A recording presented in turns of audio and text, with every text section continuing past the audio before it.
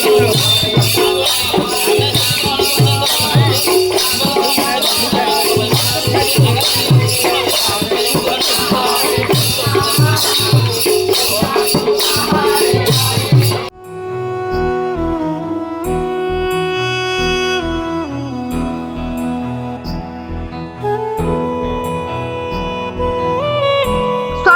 दुनिया रे केही कहार नुह संपत्ति पाई भाई भाई रो शत्रु पलटि जाउछि।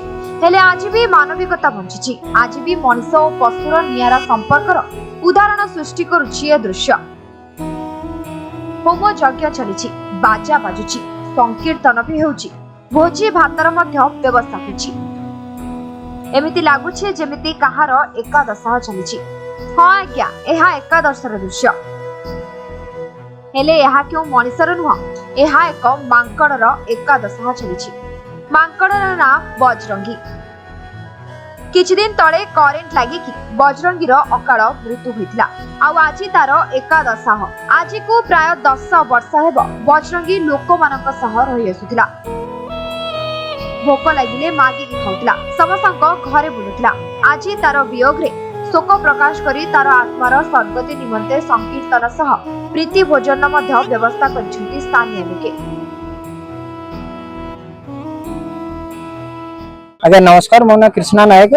तो दीर्घ वर्ष इंगली जतल आम देखु कि जीव जंतु उपर जीव को हारास करा ऊपर बहुत अत्याचार करा। तो बल्कि से जो लोक अत्याचार कर शिक्षा कथा एक्चुअली यही जुगु कहीं 15 वर्ष इंगली 15-16 वर्ष इंगली ये मांकड़टा रही आसला। ये पाखापाखि अंचल में बुलूला। तो लोक मैंने खाया पीया को दौले तार ना भी बजरंगी रखी थे। तो जिते से अकाल मृत्यु है, करेन्ट बाजिक अकाल मृत्यु है। तो अकाल मृत्यु है लोक मैंने कहले तार आत्मा संतुष्टि शांति पाई तो आम तार होमटा व्यवस्था करूँ। तो जहाँ कारण आज तार होम व्यवस्था आउ प्रीति भोजन रखाई तार होम करा संकीर्तन करा।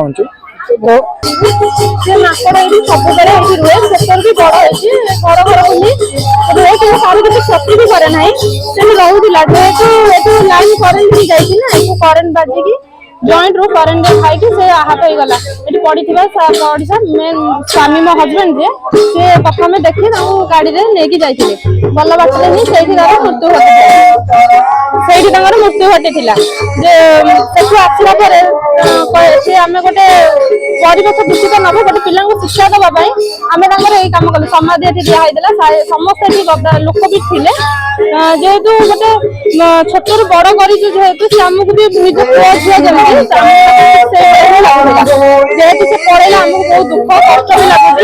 मांकड़ सब आसे पिला भी खाया पीया भी दिखते